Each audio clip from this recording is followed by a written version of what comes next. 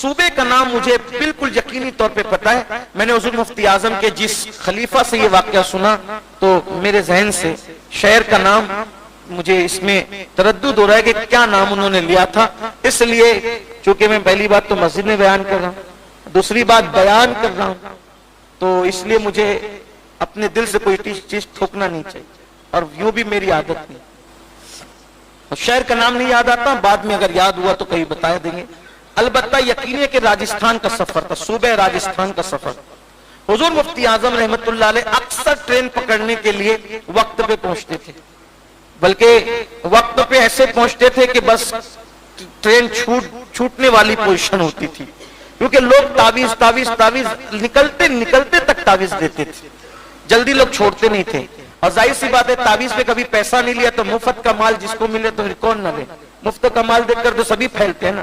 اگر ایک تعویذ کا 5000 مانگو تو لوگ پھر شاید ایک بھی مانگنے کے لیے سوچیں, لیکن اگر مفت میں مل رہا ہو تو پھر ابا کو بھی چاہیے, پھر امی کو بھی چاہیے, پھر بھیا کو بھی چاہیے, پھر بھابھی کو بھی چاہیے, پھر بچوں کو بھی. کئی تعویذات پھر لوگ ایسے ہی ہوتا, ایک آدمی 10 بھی لے کے جاتا تھا, دیتے تھے 10 بھی. اور حضور مفتی اعظم نے اپنے باپ کو دیکھا تھا, اپنے والد کو دیکھا تھا, وہاں تعویذ بکتے نہیں تھے. اعلیٰ حضرت بھی تعویذ لکھتے تھے کہ ایک مرتبہ ایک شخص مٹھائی لے کر کے آیا, اعلیٰ حضرت نے فرمایا کیا ہے, کہا مٹھائی ہے. کہا حضور قبول فرمایا. کہا کوئی کام سے آئے ہو؟ کہا نہیں ایسے ہی لائے مٹھائی, رکھو ٹھیک ہے. پھر کچھ دیر گزری, کا کچھ کام تھا؟ کہا نہیں حضور بس ایسے ہی آئے تھے. کہا کوئی کام ہو تو بتائیں. کہا نہیں کوئی کام نہیں, بس یہ نظر لے کر آئیں. آپ نے فرمایا خادم کو لے جاؤ اور گھر میں رکھ دو مٹھائی, زنانہ خانے میں بھیج دو. وہ زنانہ خانے میں جیسی مٹھائی گئی, دھیرے سے کہا حضرت ایک تعویذ دیجیے. اعلیٰ حضرت نے تعویذ دیا اور خادم سے کہا وہ مٹھائی واپس لیا. تعویذ دیا, تعویذ کے ساتھ مٹھائی بھی دی. کہا حضور یہ کیا؟ کہا کہ یہاں تعویذات دیے جاتے بیچے نہیں جاتے, نہ یہاں فتویٰ بکتا ہے نہ یہاں تعویذ بکتے. یہ تھے. تو آپ اپنے والد کو دیکھا تھا, اعلیٰ حضرت کی وقت کے مجدد اعظم, 14ویں صدی کے مجدد اعظم کی گود میں پرورش پائی تھی. بڑے باکرامت بزرگ تھے حضور مفتی اعظم رحمت اللہ تعالی علیہ. تو راجستھان کے سفر میں تھے اور وقت پہ اسٹیشن پہنچے.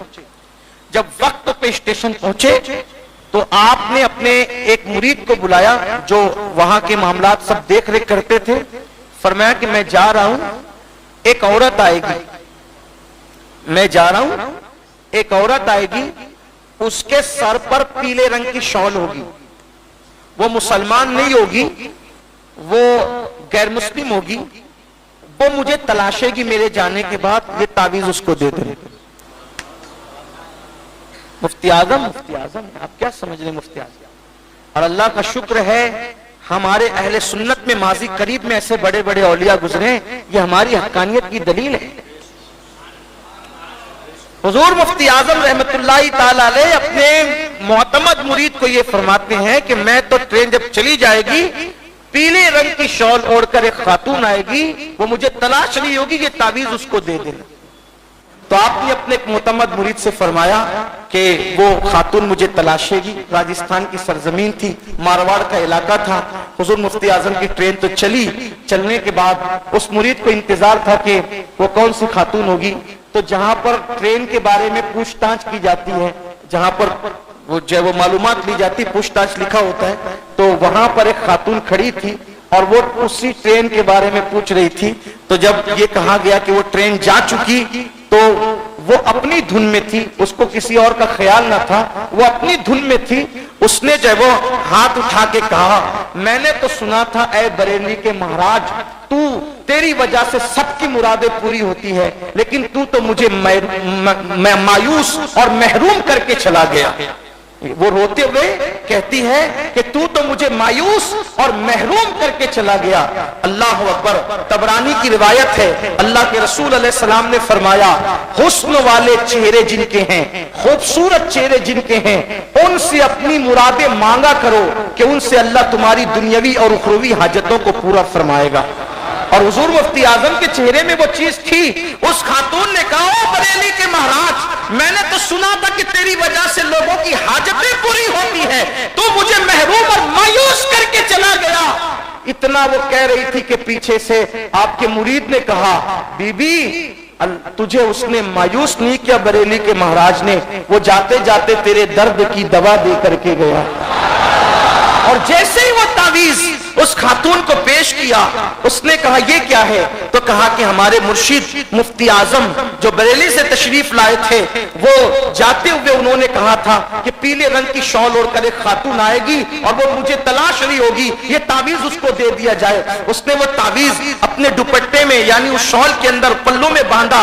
बांधने के बाद उस मोतमद मुरीद ने पूछा, खाए खातून हम पूछ सकते हैं कि तेरा दर्द क्या है, तेरा दुख क्या है, तेरा मसला क्या है? तो कहा कि बात यह है कि मैं मारवाड़ी घराने से ताल्लुक रखती हूँ और मैंने अखबार में पढ़ा था कि बरेली के मौलाना आए हुए कोई मुफ्ती आजम कहलाने वाले, और वो लोगों को तावीज देते हैं, उनके पास लोग जाते हैं, वो लोगों के मसाइल सुनते हैं। तो मैंने सोचा कि मुसलमानों के जो है गुरु आ रहे हैं तो मैं भी अपनी बिपता सुनाऊंगी। तो मुझे ये पता जो है वो चला कि इस वक्त में उनकी ट्रेन है और वो उसी ट्रेन से जाने वाले हैं, इसीलिए मैं आई थी, लेकिन मैं लेट हो गई इसलिए कि मुझे औलाद नहीं है और मेरे शौहर की मुझ पे तवज्जो नहीं है, और हमारे घर में ये प्लान बन रहा है कि जब इसको औलाद नहीं, ये बांझ है, तब इसको घर से निकाल दिया जाएगा और इसकी जगह दूसरी बीवी लाई जाएगी। तो मैंने सोचा सब जगह जाकर दस्तक दे चुकी हूं, मुसलमानों के गुरु के पास भी जाकर के जरा दस्तक दे करके देखूं। और मैं आई तो मैंने सोचा कि ट्रेन जा चुकी और मेरी उम्मीदों का चिराग गोया के टिमटिमाते हुए बुझने ही वाला था कि ए बुजुर्ग तेरी आवाज आई। वो तावीज लेकर के गई और गले में पहना, और उसके बाद ठीक 1 साल के बाद अल्लाह ने उसको चांद सा बेटा अता किया, और उसी बेटे की विलादत उस पूरे खानदान के इस्लाम कबूल करने का सबब बन गई। ये थे हुजूर मुफ्ती आजम, उनकी सीरत उनकी सूरत बेमिसाल थी, बल्कि मुफ्ती आजम तो गुफ्तगू में भी बहुत मोहतात थे।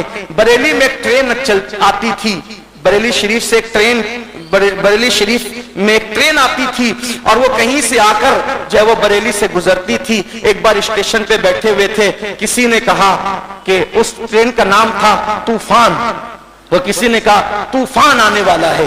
हुजूर मुफ्ती आजम ने फरमाया ऐसी बातें मत किया करो। ट्रेन का नाम था तूफान, तो कहा तूफान आने वाला है, तो मैं ऐसी बात मत किया करो, क्योंकि मोमिन की जबान से जब कोई जुमला निकलता है तो मकबूलियत की घड़ी में वो पूरा हो जाता है, इसलिए गलत बातें न किया करो। तो कहा हुजूर तूफान ही तो आने वाला है। फरमाया ये क्यों नहीं कह देते कि तूफान गुजर जाने वाला है, तूफान आएगा ये मत कहो, ये कहो तूफान गुजर जाएगा। ये हुजूर मुफ्ती आजम रहमतुल्लाह अलैह थे, उनके बारे में हुजूर ताजुश शरिया के 2 मिसरे, मुत्तकी बनकर दिखाए इस जमाने में कोई, मुत्तकी बनकर दिखाए इस जमाने में कोई, एक मेरे मुफ्ती आजम का तकवा छोड़कर